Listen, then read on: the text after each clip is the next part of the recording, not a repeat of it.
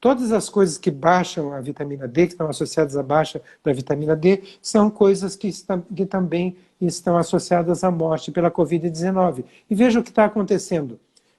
Você já ouviu falar do provérbio que foi atribuído inicialmente a Einstein, depois não se sabe quem é que disse exatamente, quem é o autor desse provérbio, que diz assim, uma das maiores insanidades da espécie humana é imaginar que, mantendo a mesma atitude, vai conseguir um resultado diferente. Já ouviu falar desse provérbio? Então, é o que a gente está fazendo atualmente com a Covid-19. Né? O que a gente faz com a Covid-19? Está subindo a Covid-19, põe todo mundo dentro de casa. Tá? Agora começou a ter mais vagas na UTI. Agora flexibiliza. Sabe o que acontece? As pessoas estavam confinadas sem exposição ao sol, sem sequer andar na rua para ir ao trabalho, para ter o mínimo de exposição solar. Agora elas saem com um nível mais baixo de vitamina D. E aí estão dizendo que, veja só, estão dizendo que... Faz sentido. Então, por isso que está crescendo o número de contaminados. Entre as pessoas abaixo de 60 anos, aumentou 25%, não aumentou, 25% das pessoas que morreram por Covid-19, isso é uma notícia de talvez 3 semanas atrás, que haviam morrido no último mês por Covid-19, tinham menos do que 50 anos de idade. E agora a criança está morrendo por Covid-19, estão adquirindo doenças autoimunes, uma doença chamada doença inflamatória sistêmica, tá? Que ataca o coração da criança, tá? E é letal. Então, essa doença ela provoca a formação de coágulos dentro dos vasos sanguíneos. Muitas pessoas estão saindo curadas da Covid-19 com vários microinfartos nos 2 lados do cérebro, dementes. Isso provoca demência e eles vão ser incapazes de assumir a atividade que tinham antes da Covid-19. Então, olha, veja só o grau a legião de incapacitados que nós vamos gerar se a gente não sair dessa mesmice, sabe? Está subindo de novo, põe todo mundo dentro de casa. Vamos, é o que acabou de acontecer hoje em Barcelona. Exatamente. Todo mundo de novo dentro de casa. Estava liberado. Exatamente. E o que vai acontecer? As pessoas vão ficar com baixa exposição solar, justamente no verão europeu, você vê, elas vão ficar com baixa exposição solar e vão, quando sair, vão provavelmente, talvez já começando o outono, vão sair já e ter contato com o vírus, que ao contrário de outros vírus, isso é uma característica ímpar desse vírus, né? Um vírus da gripe, por exemplo, você passou a mão no nariz, botou a mão na mesa, ele dura minutos ali, depois desaparece, ele morre fora do organismo humano. Esse vírus é capaz de ficar, dependendo da temperatura ambiental, ele pode ficar na superfície semanas. Tá? Então essas pessoas vão sair da flexibilização, vão tocar num corrimão ou numa maçaneta, vão passar a mão no nariz e vão se infectar pelo coronavírus com o nível mais baixo de vitamina D que tinham antes. Esse vírus é um tipo de vírus chamado tecnicamente, de RNA vírus. Tá? Qual a importância dos vírus chamados da classe RNA vírus? Eles sofrem mutações muito rápido, tá? Tal como o vírus da gripe. Então você adquiriu a gripe num ano, no outro ano você adquire gripe de novo, porque o vírus sofreu mutações e ele entra no seu organismo com outro passaporte. Esse é um RNA vírus. E ele já sofreu 3.000 mutações já identificadas no mundo. Existem no Brasil, quer dizer que nem todas essas 3.000 mutações transformam o vírus num vírus antigienicamente diferente, ou seja, capaz de não responder a uma vacina.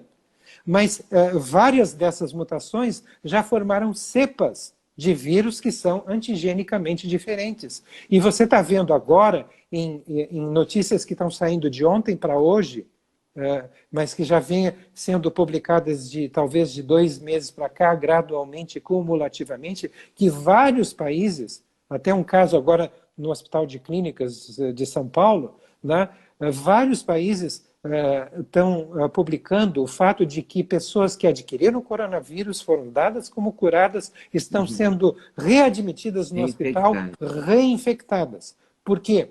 A explicação óbvia não é dada nas entrevistas de imunologistas, não é dada nos grandes meios de comunicação, em entrevistas que são dadas por imunologistas e infectologistas. A explicação óbvia é que é uma outra cepa que infectou o mesmo paciente. Eles dizem assim, o anticorpo não durou um mês. O que é isso? Você já parou para pensar, Leda? Preste atenção. Eu tenho 41 anos, quase 41 anos de prática médica. Eu nunca vi acontecer o que está acontecendo. Sabe o que eu estou vendo acontecer, que você está vendo acontecer, e que você também não viu acontecer? É o homem, né? Aí eu digo a espécie humana, adquirir doença de animal. Então você começa com o SARS em 2002, 2013, que foi adquirido de um animal que até agora não se sabe exatamente qual foi. Você teve, no passado, a gripe do Oriente Médio, que foi outro coronavírus, né, que se diz que foi do camelo. Depois você teve a gripe da suína, você teve a gripe aviária, né? Olha, veja, e agora você tem uma gripe que sim, uma gripe que não é uma gripe, mas uma virose severa, sistêmica, né? Uma doença sistêmica grave que foi adquirida, se imagina, do morcego. Então, veja, a espécie humana está adquirindo doença de animal. Isso nunca aconteceu, eu nunca tinha ouvido falar disso. E não é uma ou duas pessoas, logo que uma pega, vira epidemia, ou então pandemia, como aconteceu agora. Então as pessoas têm que chegar e parar, pensar e dizer assim, o que está acontecendo com o sistema imunológico da humanidade? Quem sabe o mínimo de imunologia, quem conhece o mínimo, que é uma ciência básica da medicina, mas que os médicos esquecem depois quando entram na área clínica, porque pensam, agora a gente vai fazer, vai saber o que importa, que é saber qual é a droga que eu tenho que prescrever. Né? Assim, o médico não é ensinado a causa da doença, Leda. Não existe ensino de fisiopatologia nas escolas médicas. Não existe ensino de causa de doenças. Os médicos dizem para os próprios pacientes, a causa é desconhecida, porque assim eles aprenderam. Mas não é o que acontece. Não é o que acontece, principalmente depois que terminou um grande estudo internacional que envolveu diversas universidades, que foi chamado de Projeto Genoma Humano, que mostrou, por exemplo, que pessoas que têm câncer, pessoas que têm doenças autoimunes, são resistentes à vitamina D porque tem genes que as tornam resistentes à vitamina D. Tá? Agora me diz uma coisa, o senhor vai tomar alguma vacina? Não. Seja da AstraZeneca, da Sinovac, do que vier? Eu não tomo vacinas. Nenhuma? Não. Herpes zoster, de gripe, meu nível de vitamina... Meu nível de vitamina D está acima de 120, eu não tenho nenhuma... E os pacientes da nossa clínica também, eu não tenho nenhum processo infeccioso há anos. Há anos. Nada. Os pacientes lhe contam isso. Se você for para a internet, e você vai ver talvez aí no seu canal do YouTube, as pessoas vão dar depoimentos aí, né? Então, estou pedindo para elas darem depoimentos. Você que está tomando 10 mil unidades, porque o paciente vem aqui para se tratar de uma doença autoimune, a gente ajusta a dose numa dose alta porque ele tem resistência, mas a gente dá para todos os familiares a dose normal.